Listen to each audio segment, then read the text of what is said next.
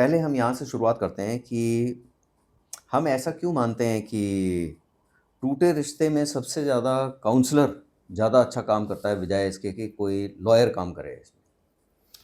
देखिए, शादी की जो समस्या है उसमें 2 पक्षकार होते हैं, पति और पत्नी। और ये दोनों पक्षकार बचपन से एक साथ नहीं होते। हुँ, इसको थोड़ा-सा गहराई के साथ और थोड़ा-सा अलग नज़रिए से समझना पड़ेगा। ओके। आखिर पति-पत्नी का रिश्ता ऐसा क्यों है जहाँ पर लड़ाई है, झगड़े हैं और कानूनी व्यवस्था भी है। कानूनी बाकी व्यवस्था भी है। बाकी और कोई ऐसा रिश्ता नहीं है जहाँ कोई कानूनी व्यवस्था हो। हाँ जी। क्योंकि ये रिश्ता बचपन से नहीं बनता, ये रिश्ता एक उम्र आने के बाद बनता है। कानूनी रूप से 18 साल और 21 साल की उम्र होती है। हुँ, बच्चे का मानसिक और शारीरिक विकास लगभग हो चुका होता है। ओके।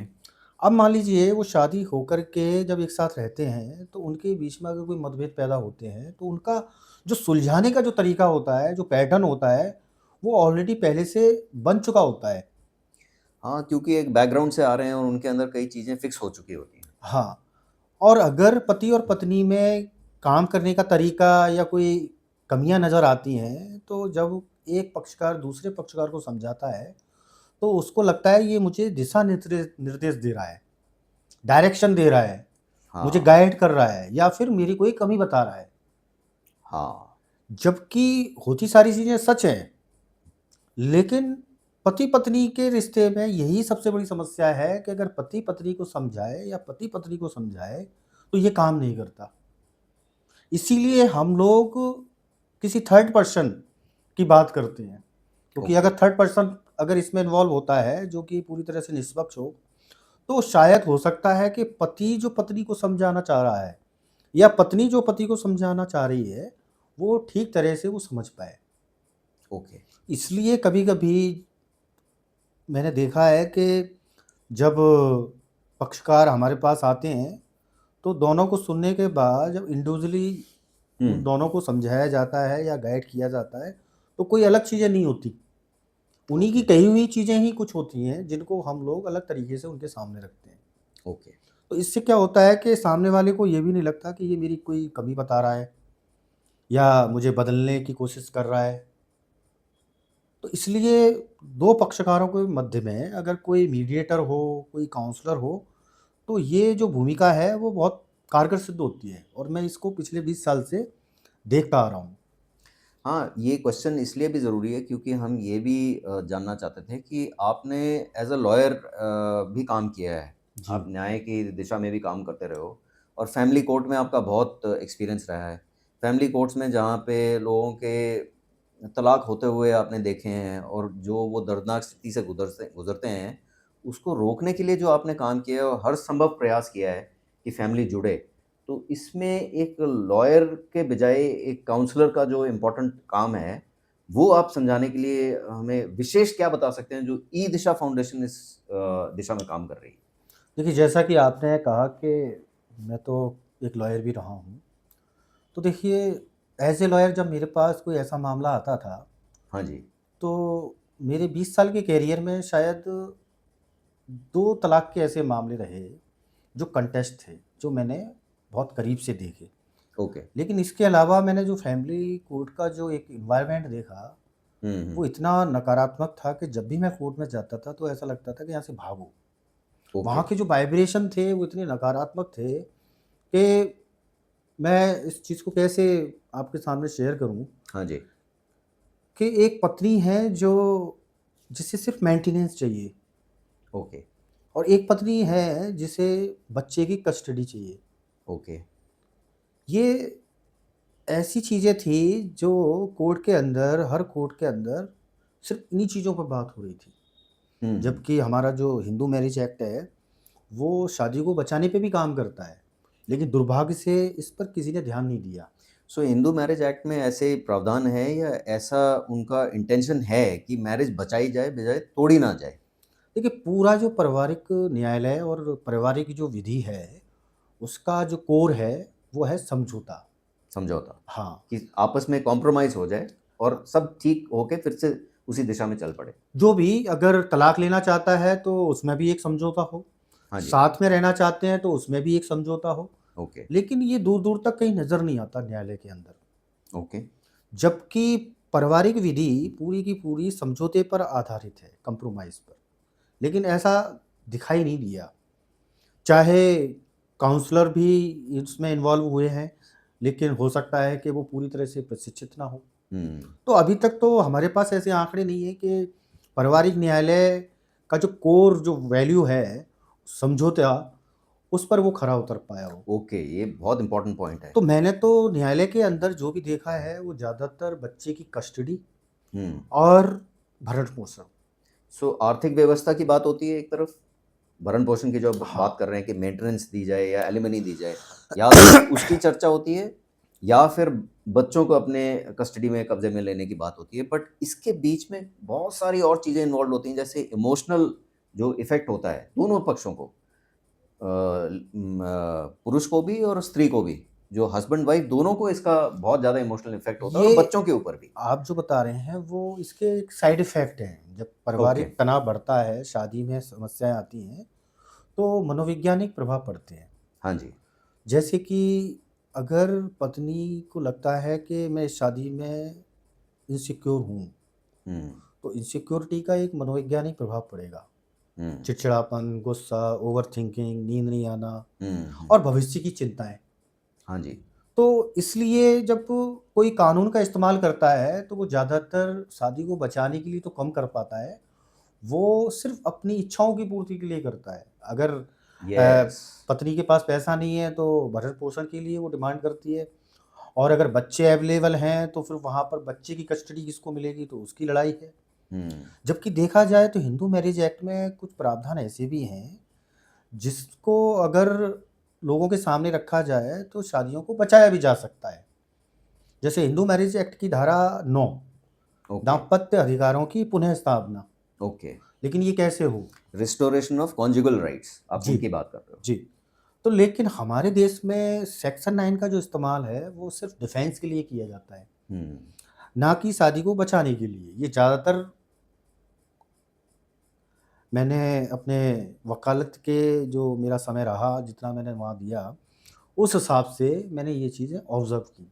ओके, तो कहने का मतलब ये है कि पारिवारिक न्यायालय का इस्तेमाल सिर्फ़ अपनी इच्छाओं की पूर्ति के लिए किया जा रहा है। Okay, okay. और उस प्रक्रिया के दौरान सबसे ज़्यादा जो असर होता है, वो होता है मानसिक प्रभाव।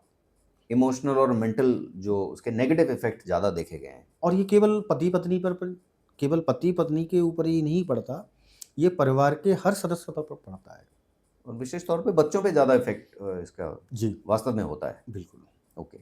सो हम वापस उसी सवाल पे आते हैं कि ये सब इतना सब ऑब्ज़र्व करते हुए जो आपने अपने अनुभव में देखा है और आपने जो एक कदम लिया है इस दिशा में, जो कि एक बहुत ही यूनिक स्टेप आपने लिया है, बिकॉज़ मुझे नहीं लगता कि यहाँ पे नेशनल लेवल पे भी कोई ऐसी संस्था है जो इस दिशा में काम कर रही है कि हम परिवारों को बचाएँ, जो कि विशेष तौर पे तलाक की स्थिति में आ चुके हैं, न्यायालय में चले जाते हैं और आधे से ज़्यादा लोग कन्फ्यूज़ होते हैं, उनको पता नहीं होता कि उनको तलाक चाहिए भी है या नहीं, बट उनको कोई बताने वाला नहीं होता। तो इसको आप सही दिशा में चलाने के लिए आपने अपनी ई-दिशा फाउंडेशन का ये नींव रखा है।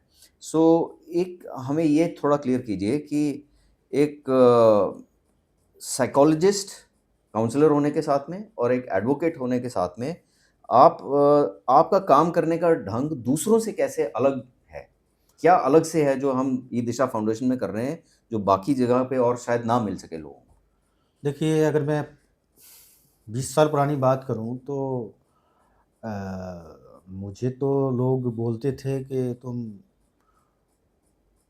अपना घर कैसे चलाओगे? अगर आप घोड़ा घास से दोस्ती करेगा, तो कैसे काम चलेगा? हुँ, लेकिन मैंने एक चीज़ देखी कि जब भी कोई पारिवारिक विवाद आता था, तो मुझे ये लगता था कि ये तलाक का मामला नहीं है। घोड़ा घास से दोस्ती करे का क्या मतलब है? थोड़ा मतलब बता कि सकते हैं जैसे? अगर आप लॉयर हैं, तो आप तलाक ही कराएँगे। ओह! ओके। भाई मानसिकता तो यही है, अगर मैं वकील हूँ, अगर मेरे पास कोई विवाद लेकर के आया है, तो उसमें एज़ ए लॉयर तो मुझे तलाक कराना चाहिए। हाँ, समाज में भी हम उठते-बैठते हैं, तो 4 लोग बोल ही देते हैं कि ये आगे वकील साहब ये तो घर तोड़ते हैं। अच्छा, ऐसा जनरल बोला जाता है। ओके, और मुझे याद है जब मैं शादी बचा रहा था, तो एक वकील साहब ने मुझे बोला कि यार आप तो तलवार पे चल रहे हो, तलवार की धार पे चल रहे हो। कोई अच्छा, कहता था कि आप गधे हो, अच्छा, हाँ, आप पैसा कैसे कमाओगे? ओके, और साथ में अगर आप इस काम को करोगे और प्रचार होगा, तो हमारे तो पेट पे लात पड़ेगी। अच्छा ऐसा बोला गया आपको? बिल्कुल है, ओके, ख़ास करके जो मेरे मित्र वकील हैं, वो तो बोल ही सकते हैं और हुँ, बोला भी है। ओके, तो हालाँकि ये चीज़ अलग है, लेकिन मैं जब पारिवारिक विवादों पे काम करता था, हुँ, तो मुझे जो कानूनी रूप से जो आधार बताए गए हैं तलाक के, वो नज़र ही नहीं आते थे। ओके, तो जब वो चीज़ नज़र ही नहीं आएगी, तो फिर मैं मेरी कोशिश ये रहती थी कि उनके बीच में जो मतभेद हैं, हुँ। उनको ख़त्म किया जाए। सो ये आपने एक यूनिक काम स्टार्ट किया जो दूसरे केवल लीगल पड़ाव को आगे लेके चलते हैं या लीगल सिस्टम ही बताते हैं कि आप या तो डाइवोर्स करो या उसको तोड़ो मैरिज को। उससे बजाय आपने ये समझा कि इसका समाधान ये निकाला जाए कि इनका आपस में सामंजस्य बैठे और ये नहीं, समाधान की ये तरफ ऑलरेडी था सर, ओके, क्योंकि मैं ज़्यादातर ग्रुप में रहा हूँ, ओके, दोस्तों के साथ रहा हूँ, फैमिली में भी थोड़ा बहुत ऐसे डिस्प्यूट्स आते थे। ओके। तो अगर जैसे मैं सर्जन की बात करूँ, कोई सर्जन है तो और उसको अपने ही पैर की सर्जरी करनी है, तो शायद वो नहीं करेगा। करेक्ट, तो जब मेरे ही परिवार से कोई मामला मेरे पास आया हो, तो क्या मैं उनको ये राय दूँगा कि तलाक ले लो? ओके, तो ये शुरू से ही मेरा एक पैटर्न रहा था कि ऐसी समस्याओं को बैठ कर के भी सुलझाया जा सकता है। ओके। तो मैं विज्ञान का छात्र रहा, साइकोलॉजी हमने पढ़ी और जो व्यावहारिक विज्ञान है, उस पे भी हमने बहुत काम किया, अलग-अलग हुँ, जगह पे घूमे। तो हमने ये भी देखा कि जितनी भी शादियाँ इंडिया में हुई हैं, वो अलग-अलग स्टेट से हैं, दोनों हुँ, पक्षकार। हुँ, और वैसे भी हमारा जो देश है, वो बहुत ज़्यादा विभिन्नताएँ रखने वाला है। हुँ, तो छुट हमारे यहाँ जो डिस्प्यूट थे, वो कुछ ऐसे ही थे। ओके, अगर 20 साल पुरानी बात करूँ, तो ज़्यादातर जैसे मान लीजिए पत्नी यूपी की है, पति हरियाणा का है या हरियाणा की वाइफ़ है या फिर राजस्थान का लड़का है, तो वहाँ पे छोटे-मोटे इश्यूज़ तो इन्हीं से ही बन जाते थे, देखा हुँ, जाए तो। हुँ, हुँ, रीति-रिवाज, खान-पान, भाषा, पहनावा, ओके, हमारा कल्चर, तो आधे इश्यूज़ तो हमारे इसी से ही हो जाते थे। ओके। तो ये ऐसे इश्यूज़ थे जिसमें तलाक की तो ज़रूरत ही नहीं थी। हाँ, सो आपका ये कहना है कि तलाक के जो टकराव के कारण हैं, वो इतने बड़े नहीं होते कि उसके कारण से तलाक ही लिया जाए। आप हाँ, ये कहना चाहते हो और उसको सँभालने के लिए कोई बीच में मध्यस्थता करे, मीडिएशन करे और समझाए थर्ड पार्टी। क्योंकि आपने शुरू में ही बता दिया कि पति-पत्नी आपस में एक-दूसरे को समझाएँ तो कभी-कभार वो अक्सर ये हज़म होता नहीं है और फिर वो बात ठीक से बैठती नहीं है और फिर वो विवाद बढ़ता जाता है बिकॉज़ हाँ, बहुत-बहुत देर तक समाज की शर्म की वजह से हम किसी को अप्रोच नहीं करते। बिल्कुल। तो आपको जब अप्रोच करते हैं तो आपने एडवोकेट का रास्ता ना नापते हुए आपने सबसे पहले ये कोशिश की कि हाँ, इनको समझाया बिल्कुल, जाए। देखिए ये तो दिमाग में ही नहीं आया कि मैं एज़ ए लॉयर काम करूँ, एज़ ए साइकोलॉजिस्ट करूँ। 20 साल पुरानी बात करें तो साइकोलॉजिस्ट शब्द सुनने को नहीं मिलता था, हाँ जी। काउंसलर शब्द पढ़ने को नहीं मिलता था। हुँ, मैं खुद इस चीज़ से पिछले 10 साल पहले अवगत हुआ, 2016 या 17 में, ओके, जब सुप्रीम कोर्ट ने फैमिली कोर्ट में काउंसलर को अपॉइंट किया ओके, ओके। और गाइडलाइन भी आई कि स्कूल्स में और कॉलेजेस में काउंसलर होना चाहिए, क्योंकि सुसाइड बढ़ रहे थे। हुँ, तो मैं भी इस चीज़ से अवगत हुआ और जब मैंने पहली बार काउंसलर शब्द इस्तेमाल किया, तो मेरे पास तो कोई भी नहीं आता था। करेक्ट। लेकिन हाँ, एज़ ए लॉयर जब मैंने काम किया, तभी मैं पारिवारिक समस्याओं पे काम कर पाया, मौका मिला। हाँ, बिकॉज़ फर्स्ट हैंड आपको देखने के लिए वहाँ सबसे ज़्यादा हाँ, एक्सपीरियंस मिला आपने क्योंकि जब देखा। आस-पास 20 साल पहले कोई भी काउंसलिंग नहीं करता था ओके। और लोग जब भी परिवार में विवाद होते थे, तो या तो एस्ट्रोलॉजर के पास जाता था या फिर वकील के पास जाता था, हुँ, या फिर किन्हीं घरों में अगर संयुक्त परिवार है, तो घर के बुजुर्ग उनको समझाते थे। या लेकिन विवाद बढ़ता था, हुँ, संघर्ष जब बढ़ता है तो विवाद बढ़ता था।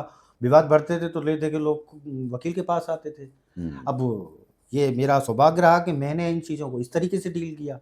ओके। तो उस समय लगता था, परिवार के भी लोग कहते थे कि यार तुम ऐसे काम करोगे तो कमाओगे क्या? लेकिन हुँ, ये हो नहीं पाता था। जब आपको ये पता लग जाए कि इसका सॉल्यूशन मेरे पास है, हुँ, तो आप फिर वही चीज़ करोगे। करेक्ट। फिर चाहे आप लॉयर हैं, चाहे साइकोलॉजिस्ट हैं।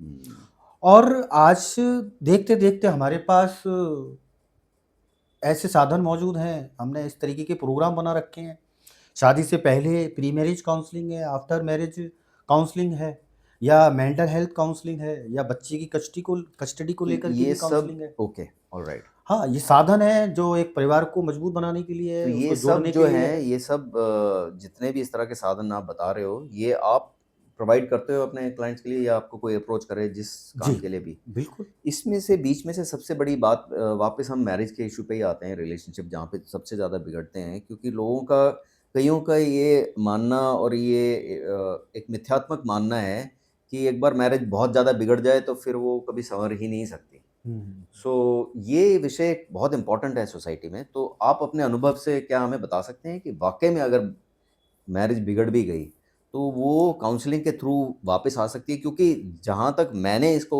स्टडी किया है, यूएस के भी यहाँ से आंकड़े हैं कि बहुत सारी मैरिजेज़ काउंसलिंग, थेरेपी और साइकोलॉजिस्ट के इंटरवेंशन के बाद में बहुत ज़्यादा इम्प्रूव होने की चांसेस होती हैं। लगभग किसी ने ये क्लेम किया है और परसेंटेज क्या है कि लगभग 75 से 80% मैरिजेज़ इस तरह से बचाई जा चुकी हैं अभी तक। हुँ, हुँ, हुँ। तो आपका क्या इसमें मानना है? देखिए, तलाक के जितने भी मामले मेरे पास आए हैं, तो उसमें भी जो मेरा रेशो रहा है, वो 99% रहा है। ओके, ख़ास करके वे मामले जिसमें कि तलाक के आधार नहीं है। ओके, जैसे कि एक पति है जो बच्चा पैदा नहीं कर सकता, ओके। या फिर ये दोनों। तलाक के आधार हैं, आप ये कह जी, रहे हैं? ये ओके। ऐसे आधार हैं जहाँ तलाक लिया जा सकता है, हुँ, हुँ। और इसे रोकना भी नहीं चाहिए, क्योंकि शादी का जो आधार है वो वंश चलाना भी है हमारे ओके, भारतीय संस्कृति में। ओके। और तलाक का भी आधार ये है कि अगर एक पति वंश नहीं चला पाता या बच्चा पैदा नहीं कर पाता, तो ये एक बहुत बड़ा कारण है हुँ, तलाक लेने का। हुँ, हुँ। दूसरा कारण ये हो सकता है कि कोई बहुत ज़्यादा साइकोलॉजिकल डिसऑर्डर से पीड़ित हो, जो लाइलाज हो, तो ऐसी स्थिति में तलाक लिया जा सकता है। ओके, इसके अलावा एक बहुत बड़ा कारण जो आज भी बहुत ज़्यादा देखने को मिल रहा है, एक्स्ट्रा मैरिटल। ओके। तो ये भी एक बहुत बड़ा कारण है। लेकिन इसमें मेरा जो अनुभव रहा है कि अगर पति का किसी के साथ एक्स्ट्रा मैरिटल है, तो वहाँ तलाक नहीं होते। अच्छा, ये आपके ऑब्ज़र्वेशन है। जी, अदरवाइज़ जो पहले 3 चीज़ें आपने बताई हैं, वो कानूनी तौर पे आधार हैं डिवोर्स लेने के ये लिए। भी आप आधार है। ओके। ये भी कानूनी ही आधार है कि अगर किसी का किसी अन्य के साथ, हुँ, विवाहित महिला के साथ अगर उसका कोई इल्लीगल रिलेशनशिप है, हुँ। तो ये भी एक बहुत बड़ा आधार है तलाक लेने का। ओके, ये बड़े आधारों में आते हैं। ठीक है। और अगर आपका मानसिक स्वास्थ्य हुँ, प्रभावित हो रहा है, तो ये भी एक बहुत बड़ा। इसके अलावा जैसे कि पति-पत्नी का व्यवहार ऐसा है कि बच्चों पर या परिवार की किसी और अन्य सदस्यों पे नकारात्मक प्रभाव डाल रहा है, तो ये भी एक बहुत बड़ा आधार है। ओके।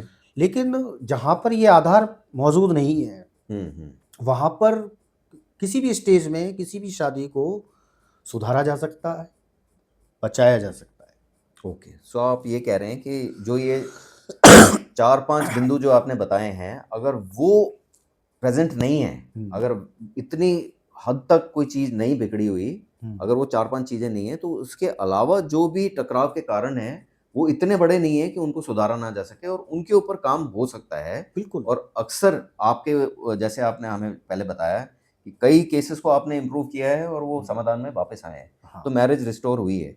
तो इसमें आप हमें बता सकते हो कि आजकल जितने भी टकराव के कारण हो रहे हैं, हमें हुँ, सुनने में ये आता है कि आपस में जो फ्रिक्शन होता है, कॉन्फ्लिक्ट होता है, मेंटल हेल्थ के कारण से बहुत ज़्यादा होता है। मैं थोड़ा इसको ब्रेक डाउन करके स्पेशलाइज़ करके पूछना चाहता हूँ कि ये ऐज के साथ-साथ में चेंज भी होता है। हुँ, जो शुरुआत की एजेस की मैरिज होती है, हो सकता है उसमें माइंड फ्लेक्सिबल होता है, तो इतनी प्रॉब्लम नहीं होती। जैसे-जैसे समय बीतता जाता है, तो 20 साल के आसपास, 15 से 20 साल के बीच में मैरिज की स्थिति अलग हो जाती है, मेंटल स्टेट अलग हो जाता है। हुँ।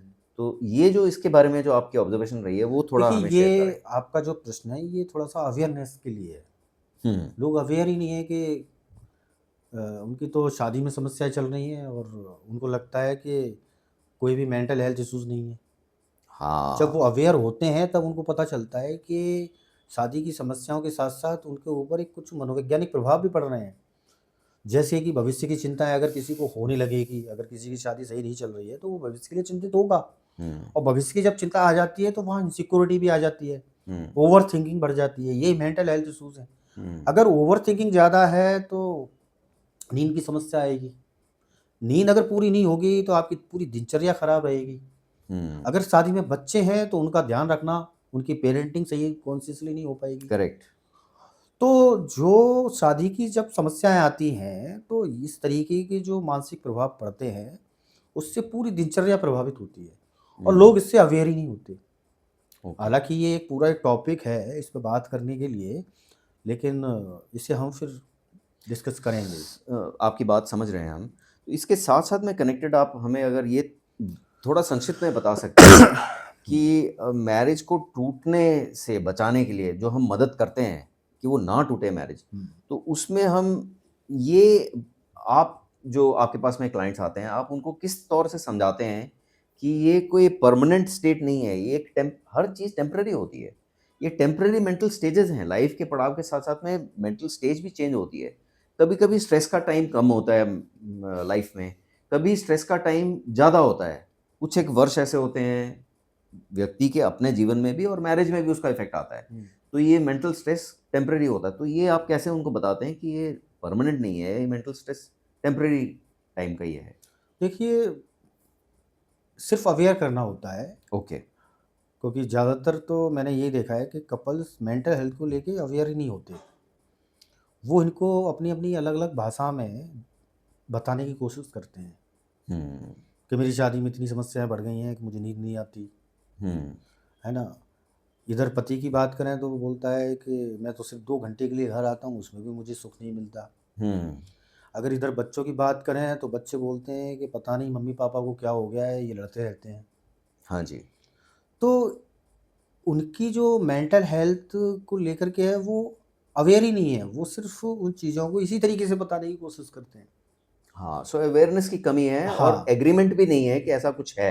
हाँ, और अगर मेंटल हेल्थ शब्द का अगर हम प्रयोग करते हैं, तो इसमें लोग डिफेंसिव भी हो जाते हैं कि यार मेरे को कुछ नहीं है।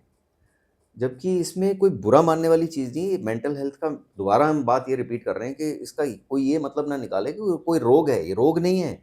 मॉडर्न ज़माने में हम जी रहे हैं, डिजिटल एज है, कई तरह के प्रभाव हैं, digital media, social media, internet, नहीं टीवी सब हम भी जब उसका किसी जो स्ट्रेस पैदा होता है। हम भी अगर इस चीज़ पे बात करते हैं तो हम ओके, बीमारी शब्द लाते ही नहीं हैं, बिल्कुल नहीं, सिर्फ़ मानसिक स्वास्थ्य और करेक्ट, उसका प्रभाव। Very good. हम बीमारियों का नाम ही नहीं लेते क्योंकि अगर कोई इस तरीके के केसेज़ आते हैं तो वो हमारे लायक होते ही नहीं हैं। या क्योंकि साइकोलॉजिकल डिसऑर्डर जो होते हैं वो लाइलाज ही होते हैं। हुँ, उनका एक प्रॉपर ट्रीटमेंट है वो चलता रहता है ज़िंदगी भर हुँ, हुँ, और वहाँ पर किसी शादी को सही किया भी नहीं जा सकता। जैसा कि मैंने बताया कि तलाक का आधार है ये। हुँ, कानूनी प्रावधान है कि अगर कोई साइकोलॉजिकल डिसऑर्डर है हुँ, ख़ास करके ख़ास करके जिसका कोई सॉल्यूशन ही नहीं है, इलाज ही नहीं ओके, है, हुँ, तो वहाँ पर तो हम ये सोच ही नहीं सकते कि इस शादी को बचाएँ। क्योंकि वहाँ पर जो मैंने आपको आधार बताए हैं, वहाँ पर कोशिश करना भी बेवकूफ़ी है। ओके। सो वापस क्वेश्चन यही था कि मेंटल स्ट्रेस और मेंटल जो प्रॉब्लम है, उसकी वजह से स्ट्रेस आपस में बढ़ जाता है और वो सुलझाने की स्थिति में होते नहीं हैं, किसी बाहर वाले को अंदर आने नहीं देते, किसी से डिस्कस नहीं करते, आपस में एक-दूसरे से लगे रहते हैं और स्थिति बिगड़ती जाती है। फिर लास्ट में उनको लगता है एक ही इसका तरीका है, वो तलाक। बिल्कुल। जबकि आपके अनुभव में ये रहा है कि तलाक जैसी चीज़ की ज़रूरत अक्सर होती ही नहीं है। जी, अगर समय टाइम से किसी के पास में आ जाएँ, जो कि विशेषज्ञ है, जैसे आपकी संस्था है और वो समझाएँ तो आप उसको सुधार सकते हैं। बिल्कुल। अब इसमें एक और जुड़ी हुई चीज़ हम जानना चाहते हैं कि इमोशनल इफ़ेक्ट क्या होता है? और ख़ास तौर पर सबसे इम्पोर्टेंट इमोशनल इफ़ेक्ट जो बच्चों पे होता है, इसके बारे में आपकी क्या ऑब्ज़र्वेशन है और क्या समाधान हम बताते हैं? देखिए, भावनात्मक प्रभाव, एक लड़की है जो शादी होकर के आई और उसकी कुछ इमोशनल नीड होती हैं। ओके। जैसे कि बच्चा जब पैदा होता है तो माँ का प्यार मिलता है उसका। हुँ। तो पहली भावना उसको माँ से आती है हुँ, हुँ। और वो भावना बहुत मजबूत होती है ओके। क्योंकि पहला अनुभव माँ से ही आता है।